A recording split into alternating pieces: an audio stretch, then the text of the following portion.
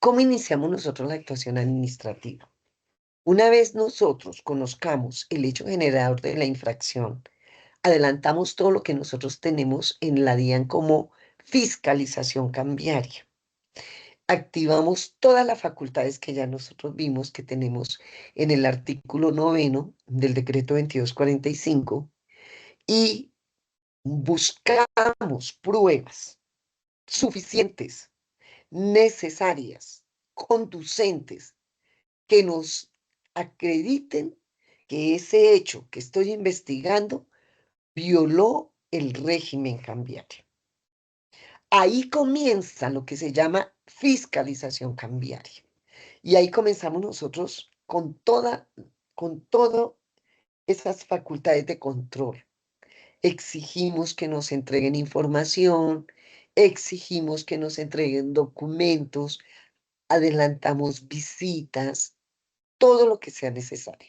Una vez ya yo tenga pruebas de que en realidad esa persona que estoy investigando, identificada plenamente, que ya yo sepa dónde está ubicado su domicilio y que el hecho que yo investigué con estos documentos, con esta información, me dan fe de que violó la norma cambiaria, pido un acto de formulación de cargos. ¿Qué es el acto de formulación de cargos? El acto de formulación de cargos es un acto administrativo que nosotros conocemos dentro del procedimiento como acto de trámite, que es un acto de trámite que impulsa el proceso. No está definiendo nada, no está decidiendo nada, solo está elevando una propuesta, solo está proponiendo unos cargos, formulando unos cargos y como consecuencia de la formulación de esos cargos, estoy proponiendo una posible multa. Entonces, aún aquí todavía no hemos tomado una decisión de fondo. Apenas estamos impulsando el proceso. Pero en ejercicio de la garantía procesal del derecho a la defensa que tiene el investigado, pues nosotros le vamos, obviamente, a permitir presentar descargos. En todo caso, ya lo dijimos nosotros, que ese acto de formulación de cargos debe notificarse antes de que hayan transcurrido los 5 años a partir de la fecha en que ocurrió el hecho generador de infracción. Notificado el acto administrativo denominado acto de formulación de cargos, le digo al investigado que tiene 2 meses contados a partir de la notificación para que se defienda, para que presente descargos, para que no solo se presente los descargos, sino acredite con pruebas que esa infracción no se cometió. Es decir, palabras más, palabras menos, para que desvirtúe los cargos que le formulé. En ese término de los 2 meses, pues el señor va, consulta el expediente, revisa la documentación que hay en el expediente, toma nota, todo lo que necesite se le tiene que facilitar. Pero acordémonos de la reserva legal. Ese expediente no puede ser consultado por nadie diferente al representante legal de la empresa, al apoderado o, si es una persona natural, directamente el investigado. Yo no le podría mostrar ese expediente a ninguna otra persona. Estaría violando la reserva legal de la investigación. ¿Qué puede hacer el señor en el término de traslado? Pues en esos 2 meses el señor puede decir, ¿sabe que sí? Diana, usted tiene toda la razón, me equivoqué, cometí la infracción. Sí presenté, no solo por fuera, del término legal la información exógena cambiaria, sino que la presente con inconsistencias. Y usted me está colocando una multa de 200 VTs que equivale a 9.400.000 pesos. Pero usted me dice que en estos 2 meses yo puedo pagar la sanción reducida. Se liquida el 60%. Entonces, ahí ya serían 4.800.000. Y entonces estamos diciendo, señora Diane, yo tengo que pagar de los 9, 4.800.000. Claro que sí. ¿Por qué razón? Porque usted está aceptando los cargos, porque usted está reconociendo que cometió la infracción y porque en ese orden de ideas usted necesariamente está beneficiándose de lo que dice el artículo 23, numeral segundo del decreto 2245. Podemos acogernos a la sanción reducida al 60% para nosotros tener claro que el investigado no quiere continuar con la investigación, porque se nos anticipa y nos dice, yo ya acepto que cometí una infracción y que pago el 60% de la multa que usted me propone. Siempre tengo que cumplir unos requisitos. ¿Cuáles son? Primero, paga. En segundo lugar, presente un escrito diciendo que usted es el responsable de ese comportamiento. Y por último, establezca que definitivamente es el dueño de la investigación, su representante o el apoderado, porque ninguna otra persona está facultado para que usted presente ese escrito. Entonces, ¿qué hago yo en esos 2 meses de traslado? Acepto los cargos, cancelo el valor del 60% de la multa, invoco el numeral 2 del artículo 23 del decreto 2245 y cumplo los requisitos. Presento el escrito, recibo oficial 690 y con eso me cierran la investigación.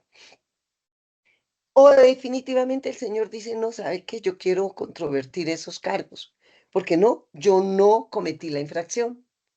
Quiero controvertirlos, presento pruebas, aquí está, yo sí presenté la información, es correcta, ustedes no me están investigando como debe ser.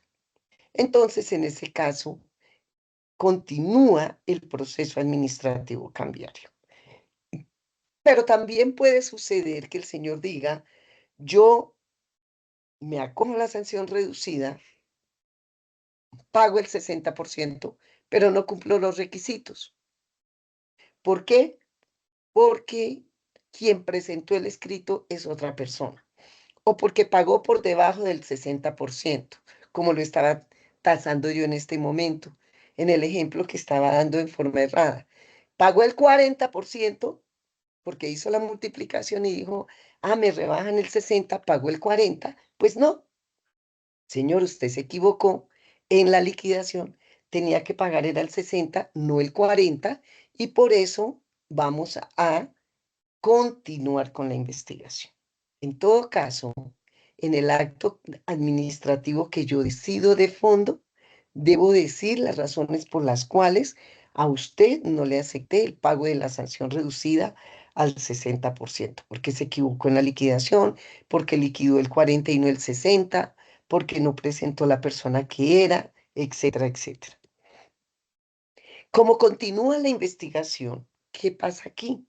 La investigación puede tener un periodo probatorio si así lo solicita el investigado o incluso si el funcionario se da cuenta que las pruebas que están en la investigación no son suficientes para tomar una decisión de voto.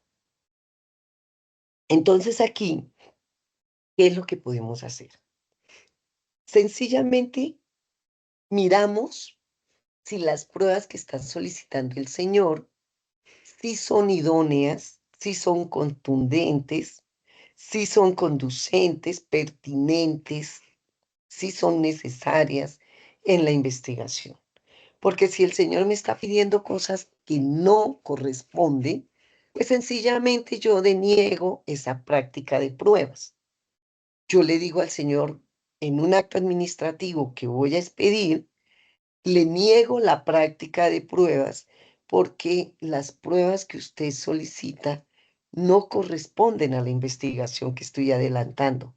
No me van a demostrar que en efecto usted no cometió la infracción o que ese hecho que estoy investigando no es infracción.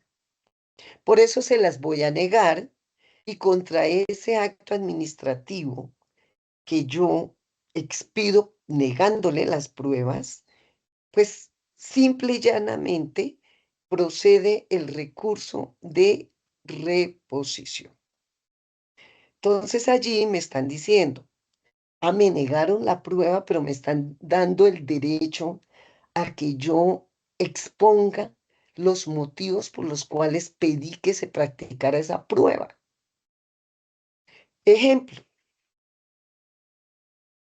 en una investigación nos decían, pregúntele al alcalde del municipio de donde yo soy, a ver si yo he sido investigado alguna vez por la alcaldía para que ustedes me digan que estoy infringiendo el régimen cambiario. Nosotros dijimos que tiene que ver una investigación en la alcaldía con una investigación en la DIAN, nada.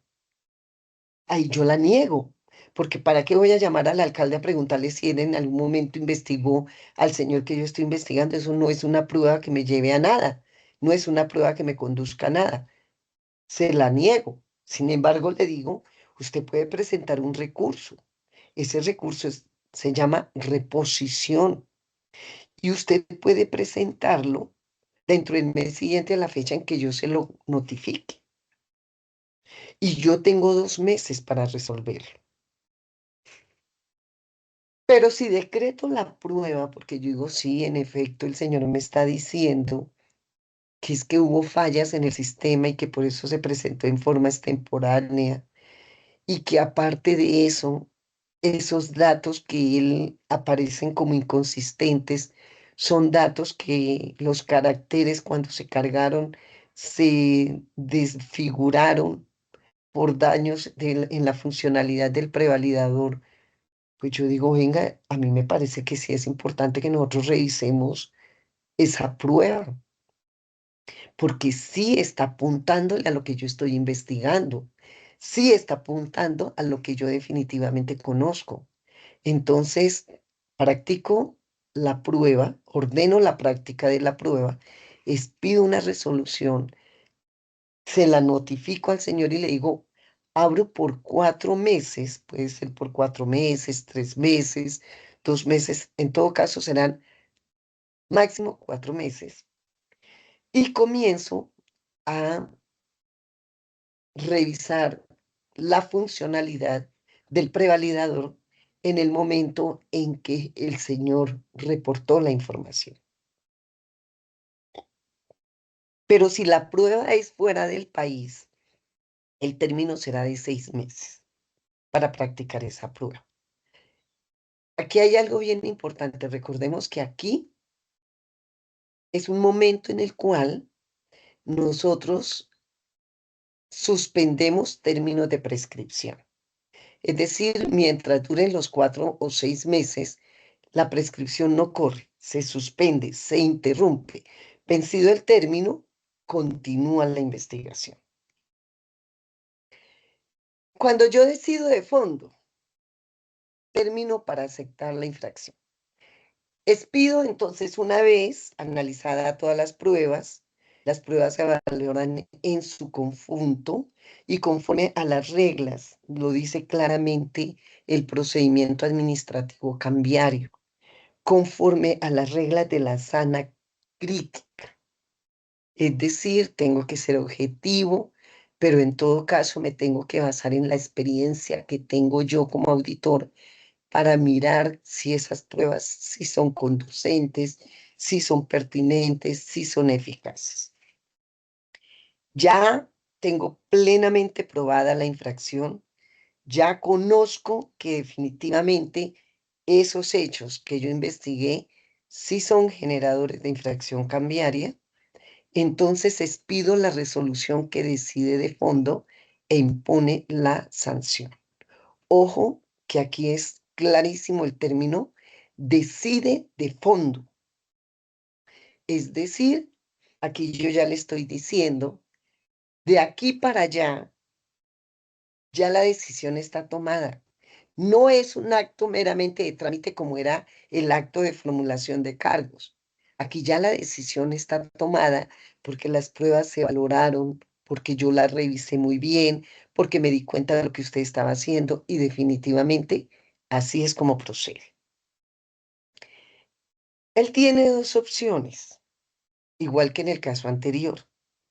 O se defiende o hace uso de un beneficio que le concede el artículo 23 en el numeral 3 del decreto 2245 del 2011, y es pagar el 75% de la sanción impuesta.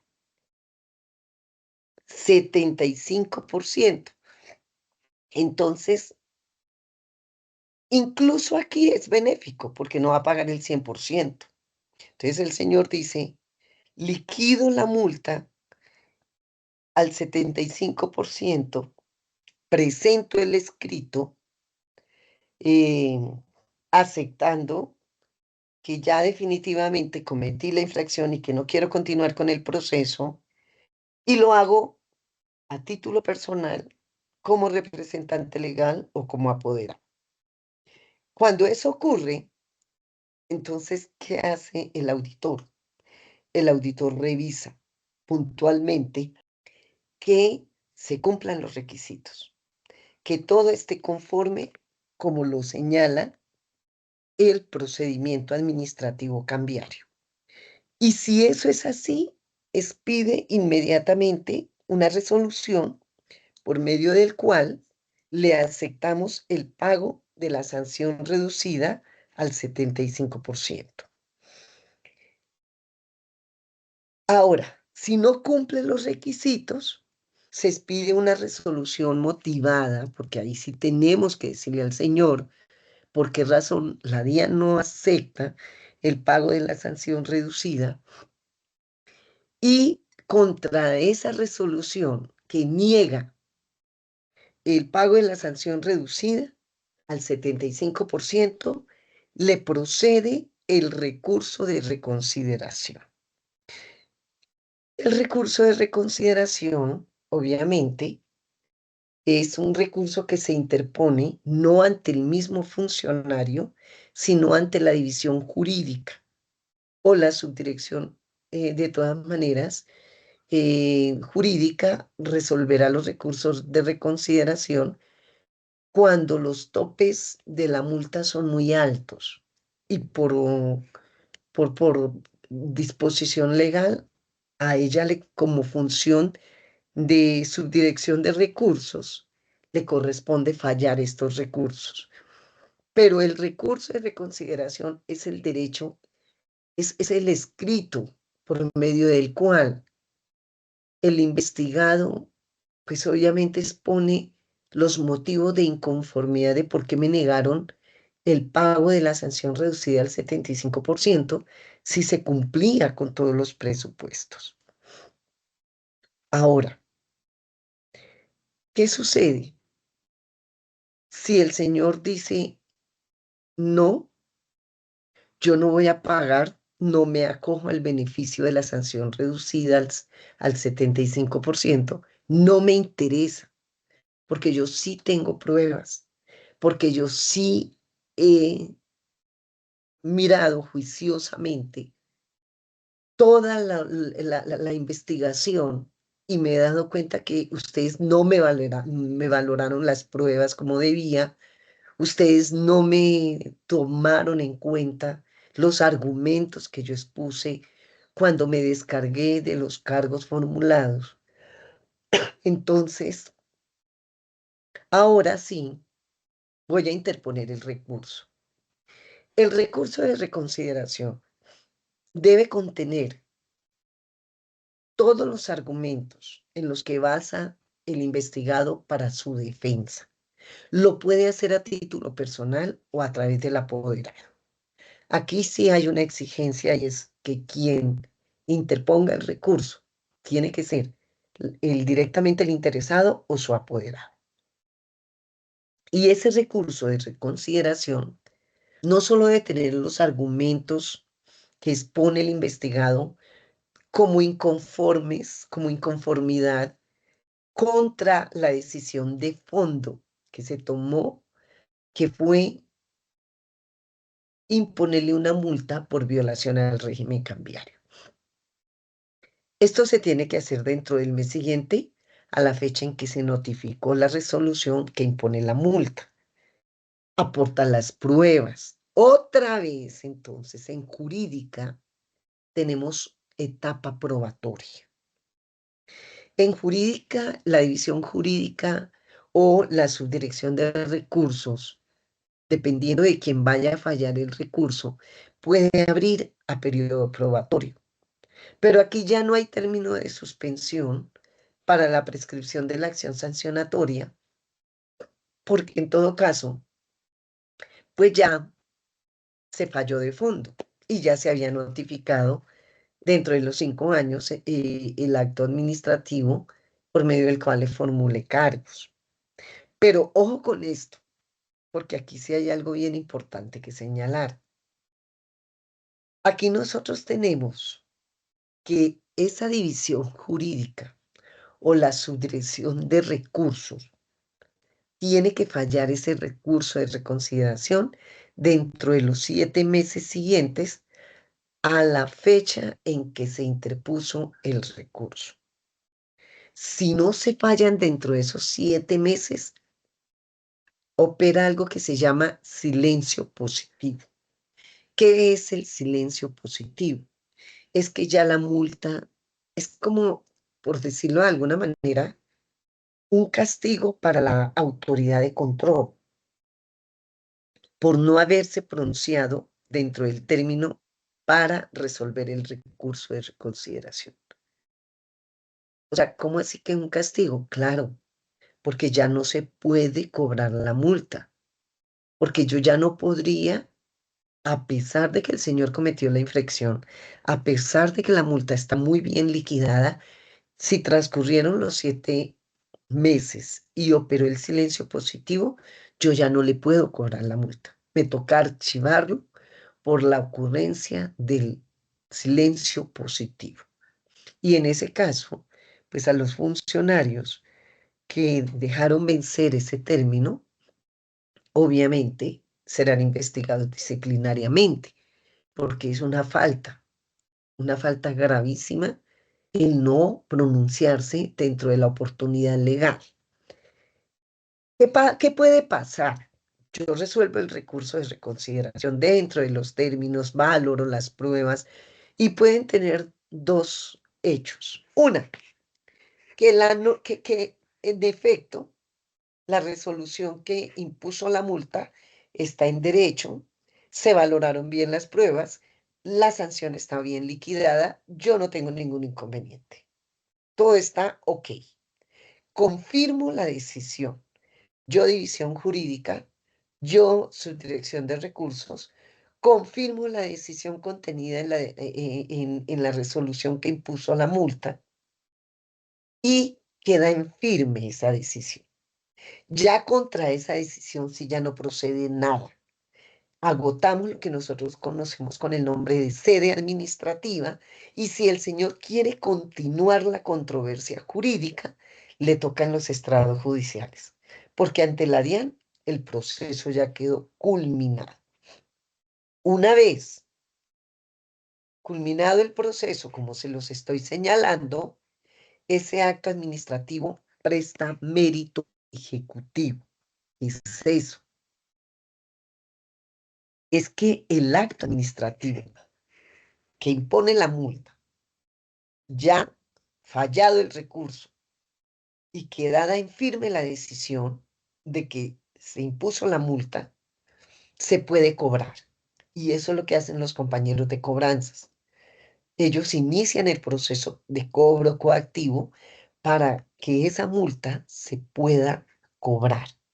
Y el investigado, pues, si quiere ir a otros escenarios, tendrá que demandar esa actuación nuestra pero ante los estrados judiciales, porque ya aquí iniciamos un proceso de cobro para poder hacer efectiva la multa.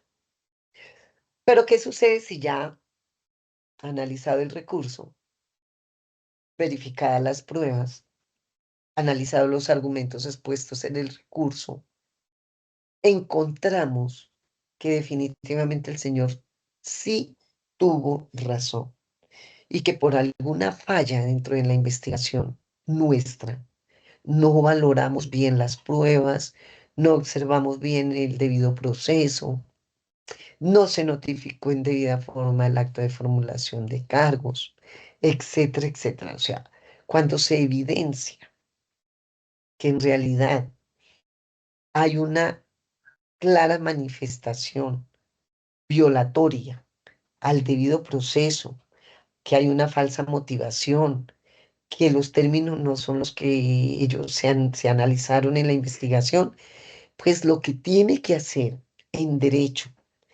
la división jurídica o la subdirección de recursos jurídicos es revocar esa decisión. Y si se revoca esa decisión, pues ya no habría lugar a cobrar una multa y se archiva el expediente. En ese caso, la investigación concluye y ya no hay lugar a cobrar esa multa porque definitivamente el cobro no sería procedente. Dentro de nuestro procedimiento administrativo cambiario, tenemos un mini procesito que se tiene que adelantar cuando la persona voluntariamente acepta que cometió la infracción. Y esto se ve muchísimo en el tema cambiario, porque es importante que nosotros entendamos y conozcamos que muchas veces el investigado cambiario no lo hace a título de querer, a título voluntario, para cometer una infracción, sino el desconocimiento de la norma lo lleva a ello. ¿Qué hace el señor cuando se da cuenta que nosotros le hacemos un requerimiento, le estamos pidiendo información, porque posiblemente hay un hecho que puede ser constitutivo de infracción cambiaria? Simplemente se le anticipa a la DIAN. La DIAN apenas le está diciendo: señor, buenos días, usted es tan amable con un oficio o un requerimiento ordinario de información. Usted eh, infórmenos cómo canalizó a través del mercado cambiario el pago de esta importación. Apórteme los documentos, suministreme los detalles de esa operación. Y el señor dice, cuando recibe el oficio, el requerimiento: definitivamente yo no pagué por el mercado cambiario, no. O sea, ¿yo qué pruebas voy a aportar? ¿Yo qué voy a decir si es que no cumplí con esa norma? Fíjese que ahí, ¿qué sucede? Hay un requerimiento de información que la DIAN le está diciendo, apenas la DIAN está como averiguando con las facultades que tiene qué pasó ahí, y el señor se nos anticipa y nos dice: paren, no me pregunten más porque no tengo nada que informar. Lo único que tengo que informar es que sí violé la norma cambiaria, porque no tengo cómo demostrar que yo pagué a través del mercado cambiario. Entonces ahí, en ese orden de ideas, lo que hace el señor es: acéptenme el pago del 40% del valor de la sanción que me corresponde por haber violado la norma. Y yo reconozco voluntariamente que cometí la infracción. ¿Qué es lo que tiene que hacer? Pues entonces nos vamos al artículo 1, al artículo 3, miramos que lo que él ya definitivamente es una infracción, el hecho que estoy diciéndole, y que él está reconociendo como infracción, está tipificada como infracción, tiene una sanción que se le impone por ese hecho y yo la puedo tasar en pesos, porque el mismo señor me dijo cuánto pagó, cómo pagó y cuánto pagó. Consulto la tasa representativa del mercado para establecer cuál es el valor del dólar en el momento en que él cometió ese hecho generador de infracción para convertirla a pesos. Verifico en el numeral, en el artículo tercero, que ese hecho sea infracción realmente. Y por último, simplemente verifico que quien está diciendo que cometió la infracción sea el infractor o su apoderado debidamente acreditado. Y si es persona jurídica, el representante legal. ¿Y allí qué sucede? Analizo esos hechos, establezco en efecto que cumple requisitos, no tengo ningún inconveniente. Tengo 4 meses, acordémonos, para adelantar ese mini procesito. ¿Y qué sucede? Muchas veces el señor me dice, sí, acepto que cometí la infracción. O sea, yo cometí la infracción. Ahí le aporto el 40%. Y ya con eso pago la multa y me voy. Y le decimos, no, señor, venga un momentico. Es que usted aquí no me está aportando la prueba. Y yo necesito verificar que lo que usted está diciendo es cierto. Y él me dice, ¿qué prueba tengo yo que traer? Pues la factura para mirar el valor que usted pagó por fuera del mercado cambiario, en donde conste que usted pagó y en qué día pagó, porque él me puede estar dando datos que no son correctos. Entonces no es suficiente que en el escrito en el que él dice reconocer que cometió una infracción y que va a pagar el 40% de ese valor, de esa multa, no es suficiente que él reconozca eso y que llegue el 690. Él nos tiene que aportar pruebas de lo que él está diciendo y obviamente de que sí cometió la infracción. Si no me aporta esas pruebas, yo le puedo ir requiriendo, le puedo ir en un oficio diciendo, señor, mire, a usted le faltó aportar esto, usted no me llegó esto, yo necesito esto. Entonces, él me puede ir aportando esos documentos, yo los puedo ir analizando, los puedo ir revisando, y para eso tengo 4 meses. A partir de la fecha en que él radica la solicitud, tengo 4 meses para investigarlo y para saber si es cierto lo que él me está diciendo. Verificado el cumplimiento de los requisitos, establecida la comisión de la infracción cambiaria y que en efecto él sí pagó lo que debía, nosotros debemos expedir un acto administrativo y en ese acto administrativo debemos expresar que la DIAN acepta el pago de la sanción reducida al 40% y que por ese hecho no se le va a investigar nunca, porque ahí hace tránsito a cosa juzgada.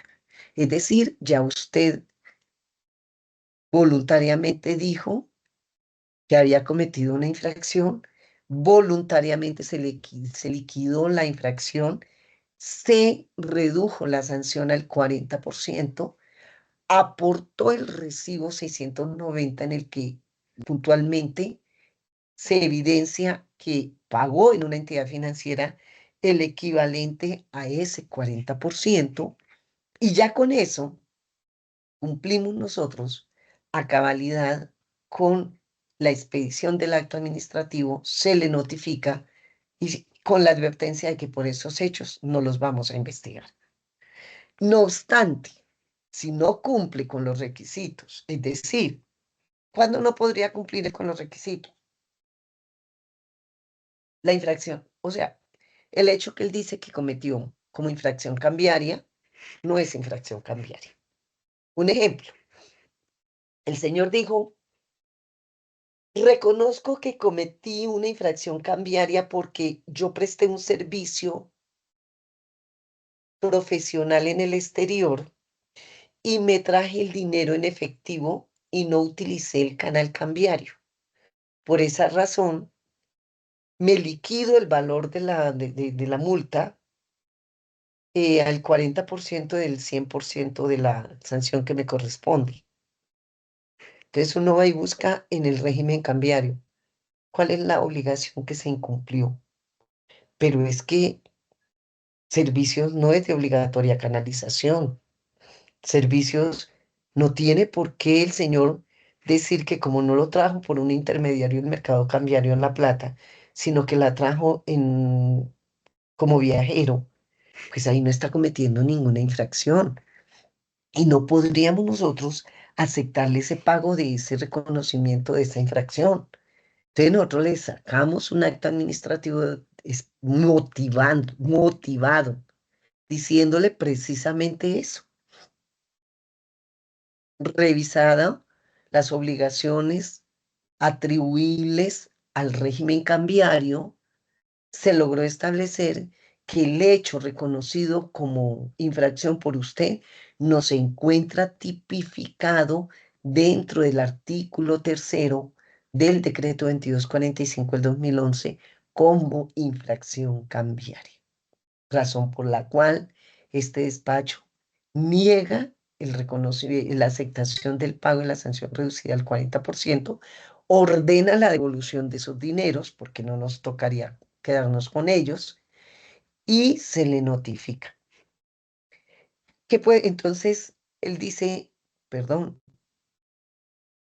no, yo voy a interponer el recurso de reconsideración, porque es que yo sí creo que cometí una infracción, porque es que adicional a que yo presté un servicio, también vendí en ese momento, o sea, hice una importación, por decirlo de alguna manera. Vendí mis servicios, pero hice una importación y esa importación la pagué allá directamente con el producto de los servicios que yo presté. Entonces uno dice, no venga, entonces ahí lo que usted está diciendo es que prestó unos servicios que no canalizó a través del mercado cambiario, pero que al mismo personaje que le prestó el servicio le compró unos bienes que importó a Colombia y que se los pagó allá directamente como en el producto de los servicios y que el saldo fue el que trajo usted en efectivo cuando llegó al país. Sí, señor, ese es el hecho. Entonces fíjese que ya es una nueva solicitud.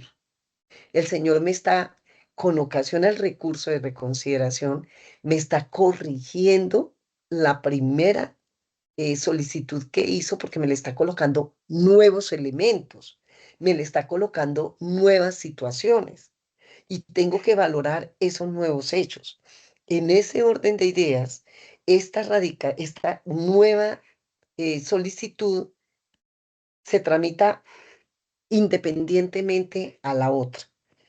Como el recurso de reconsideración se presenta ante la división jurídica, ¿qué hace la división jurídica en ese momento?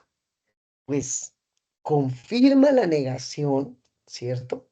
Y ordena que se presente nuevamente el escrito con todos los requisitos para que se inicie una nueva valoración de esos documentos, de esos nuevos hechos y se inicia un nuevo trámite. Aquí es importante que nosotros tengamos en cuenta que en algunas ocasiones, cuando diferentes a los casos que he indicado, pues el hecho sí es generador de infracción cambiaria. El señor pagó menos de lo que debía. ¿Por qué? Porque ese 40% no correspondía a la sanción o a la multa, sino él no consultó la tasa representativa del mercado, hizo una liquidación que no correspondía. Entonces nosotros le negamos. Sin embargo, el hecho generador de infracción sí es infracción. En ese caso, ¿qué hacemos nosotros? Continuamos o iniciamos una investigación por los hechos que él reconoció como infracción cambiaria. Y le advertimos en el acto de formulación de cargos que esos dineros que él pagó pueden ser aplicados a la sanción al momento en que él reconozca el 60% del pago de la multa cuando se le formulan cargos. Es decir, le negamos la aceptación del pago de la sanción reducida por el 40 porque no cumplió requisitos. Le advertimos que ese pago que él hizo con ese recibo 690 puede aplicársele a la multa propuesta en el acto de formulación de cargos, cuando haya lugar a ello, y se le puede aplicar, si él así lo desea, a la sanción reducida en ese momento procesal del 60%. Es como un abono y ya le quedaría pendiente solo el 20%.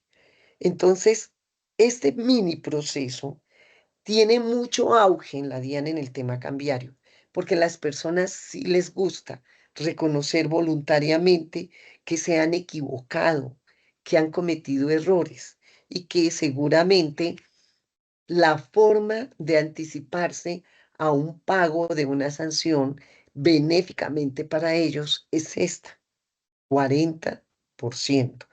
Pero si ya proferimos cargos, pues tiene una segunda oportunidad para acogerse a la sanción reducida al 60%.